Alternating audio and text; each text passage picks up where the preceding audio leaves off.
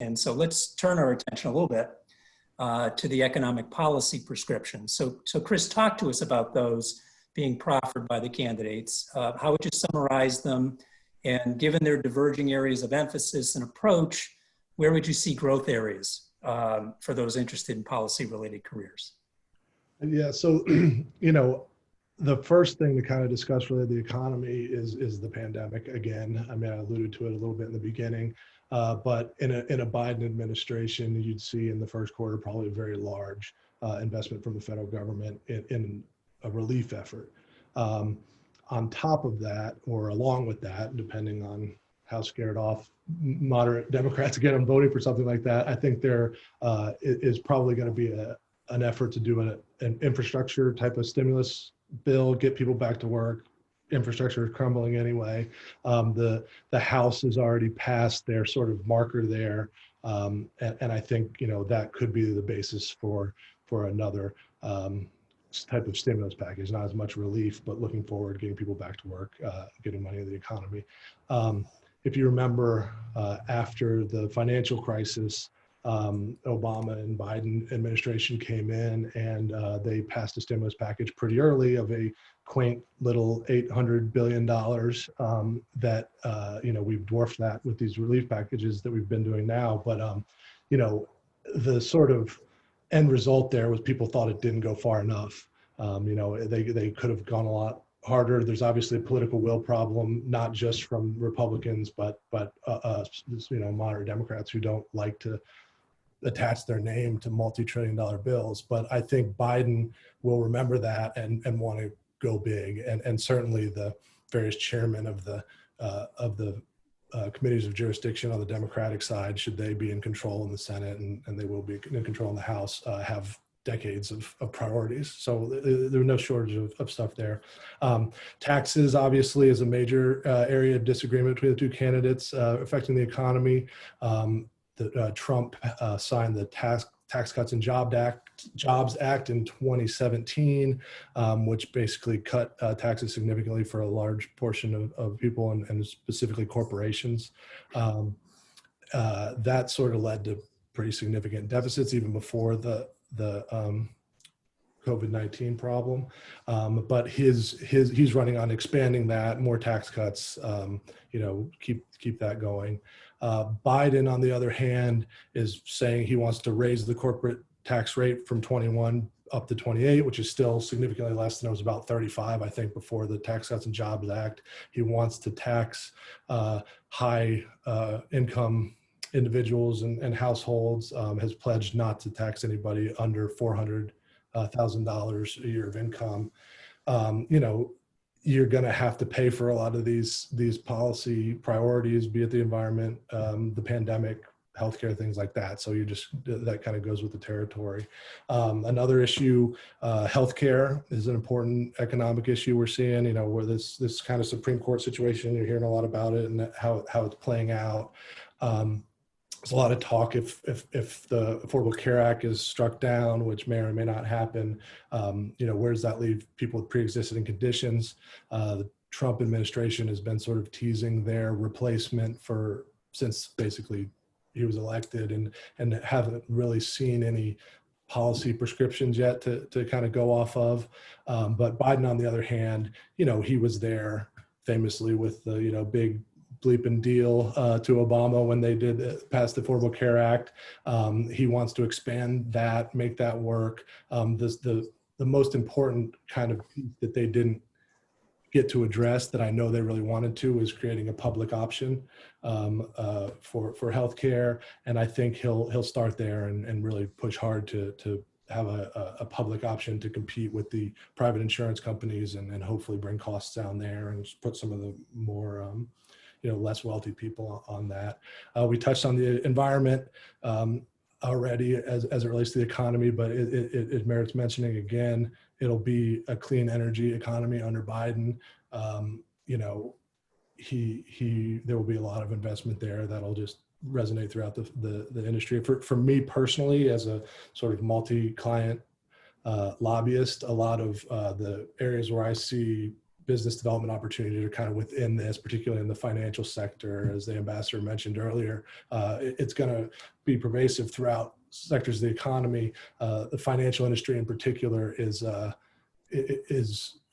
on the block, be it the insurance companies, but also the banks and investment companies. And there's a lot of attention paid on what their investment are, how climate risk plays in. There's going to be a lot of discussion on that.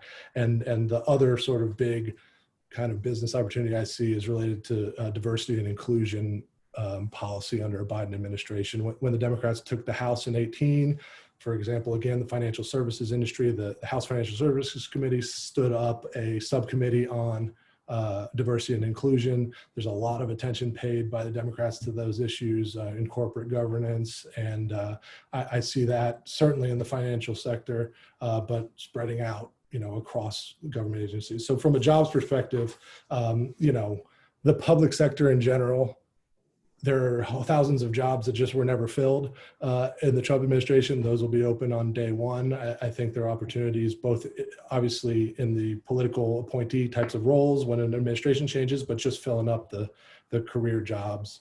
There'll be some opportunities there. And again, this climate issue and all of the policies surrounding that, just economy-wide, will present jobs for public policy positions. Thank you, Chris. So Richard, about the international side. So your views of the candidates' prescriptions for international economic policy, including trade, and the U.S. role in the global economy. Look, so much to say. Look, let me make a couple of points. One is whoever wins is going to have a situation of low interest rates. The Fed has made that clear. So monetary stimulus will essentially remain in effect for at least another couple of years. And that can stimulate the economy overall. It helps those who have financial instruments and assets, but it's not directed. So I think, as Chris correctly pointed out, there'll be a big debate about fiscal policy, about the content of it. There'll be fiscal stimulus no matter what. The question will be how it's targeted. And Democratic ideas will be very different, I would think, than Republican similarly tax would be very different. The one area I don't have a good answer on, because it's uncertain with both, is trade policy. Mr. Trump sees trade as essentially, in many ways, rigged against us. He incorrectly largely attributes most job loss to trade. When it's not, it's because of productivity and innovation. And just as an aside, whoever wins had better think seriously about reskilling and retraining of workers, because that's a structural problem, but COVID-19 and the displacement will accelerate it. So there's this question of a lifelong education and training, providing safety nets so people can make economic transitions. The average student graduating from Middlebury today is probably going to have 15 or 20 jobs in the course of their lives. Well, we're not built for that as an economy, as a society. So whoever wins is going to have to deal with that. Again, to me, the most significant trade question is really, I guess, two. One is whether the United States finds a way to join what used to be called the Trans-Pacific Partnership, this collection of countries out in the Asia Pacific representing about a fifth or a quarter of global GDP. Will we become part of it? I believe we should. It makes sense economically. It makes sense strategically vis-a-vis China. The question is, would we? If so, on what terms? Mr. Trump has trashed it, but oddly enough, he used almost all of its, big parts of its text in order to reach the agreement with Mexico and Canada. So even though it was a quote unquote terrible agreement, it wasn't so terrible that he couldn't incorporate large chunks of the text into the USMCA. So it shows to me that he is in principle prepared to sign trade agreements. He did get it through Congress, which was a significant accomplishment. So one big issue is whether or how either President Trump or Biden would go about trade. And it's just really important because it will be one of the locomotives of U.S. and global economic recovery coming out of the pandemic. And that's just a big question. And the politics in both parties are fraught. So neither side, shall we say, has been particularly forthcoming. one or two other issues internationally that will come up. One will be supply chain securitization. Right now, supply chains have largely been designed along questions of cost and efficiency. And I think coming out of COVID-19, there's going to be a bipartisan movement to rethink supply chains and rethink American dependence on narrow foreign sources of supply. It might be new calls for stockpiling, new calls for domestic production of certain technologies, or say things that go into medicine that are deemed to be socially essential.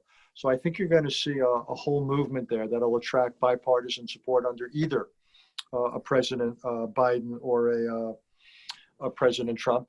And another area that you're going to see is new controls on technology trade with China. Again, indeed, China policy more, we can talk about it later, but there'll be lots of similarities potentially either way the election in this country goes. One of the areas we're going to see is more constraint on the flow of technology to China and on the inflow of investment from China, where the investment is in areas of significant. That'll happen regardless. In terms of career ideas, again, it's just about everywhere.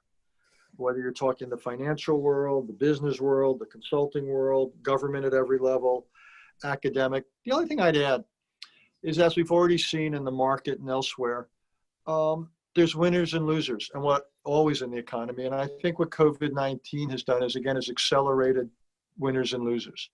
We're seeing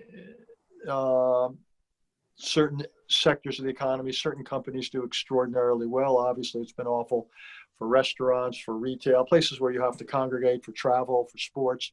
Well, the question is, at some point, do these areas recover? Once we have therapeutics, vaccines, maybe wider use of masks, so there could be recovery. Now, it may not be the same entities. There'll be churn, and I think there'll be greater churn in the economy than usual.